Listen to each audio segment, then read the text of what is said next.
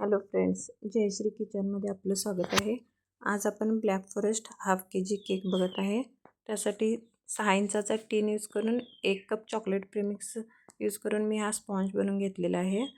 35 मिनिटासाठी 180 degree सेल्सिअसवरती bake करून घेतलेला आहे आणि पूर्ण थंड झाल्यानंतर त्याचे 3 समान लेअर कटिंग केलेले आहेत। त्यानंतर ते एक लेअर लावून तो सोक करून नंतर क्रीमचा लेअर लावून अशा प्रकारे डार्क कंपाऊंड मी खिसून घातलेला आहे एक लेअरला। त्यानंतर मी ते साईडचे गॅप आहेत ते फिलअप करून घेतलेले आहेत।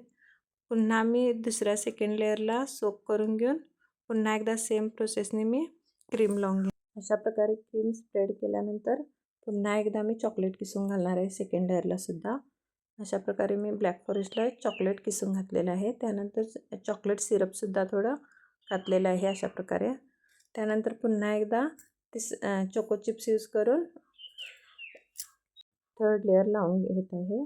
त्यानंतर तो सुद्धा थर्ड लेअर सोक करून पुन्हा एकदा क्रीम घेऊन क्रमकोट करत आहे। क्रमकोट केल्यानंतर साईडून सुद्धा मी व्यवस्थित क्रीम लावून क्रमकोट करून घेत आहे अशा प्रकारे।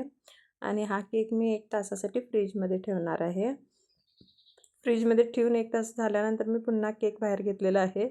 त्यानंतर मी थोडी ब्लू कलर यूज करून थोडी क्रीममध्ये फेटून घेतलेली आहे क्रीम। त्यानंतर अशा प्रकारे मी आपलं स्क्रॅपर आणि पॅलेट नाईफ यूज करून मी केक फिनिशिंग करून घेत आहे। अशा प्रकारे आपल्याला केक फिनिशिंग झालेलं आहे। क्रीमला किती शाईन आलेले आहे कशामुळे, म्हणजे जरा थोडं कलर घातल्यानंतर स्पॅच्युलानं जास्त फिरवल्यानंतर अशा प्रकारे फिनिशिंगसुद्धा छान येते आणि शाईनसुद्धा येऊन जाते क्रीमला। त्यानंतर थोडं चॉकलेट गनाश यूज करून मी ड्रिपिंगसुद्धा करून घेतलेलं आहे चॉकलेटचं।